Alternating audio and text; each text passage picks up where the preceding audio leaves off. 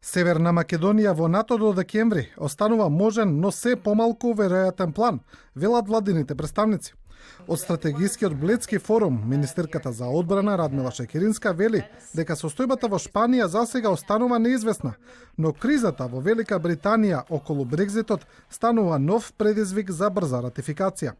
Шекеринска додава дека планот за брза ратификација на протоколот за НАТО за земјава за помалку од 10 месеци е амбициозен, со оглед што на Црна Гора и биле потребни повеќе од 18. Има многу непознати, например состојбата во Обединетото кралство, дали ќе биде формирана шпанската влада или ќе одат на избори. Сето ова може малку да го забави процесот. Но добрата вест е дека НАТО сепак ја испорача обврската, а земјите членки на Европската Унија се подготвени да ја стават во преден план истата агенда и да ги наградат сигналите на напредокот на Балканот.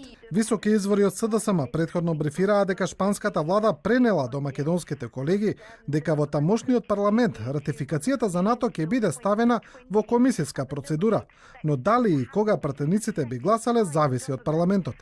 На вчерашната средба во Блед, специјалниот представник на Соединетите Американски држави за Балканот Метју Палмер на министрите Шекеринска и Димитров им порачал дека САД силно ја поддржуваат Северна Македонија во реализација на своите стратешки цели, полноправно членство во НАТО и отпочнување на преговорите со Европската Унија.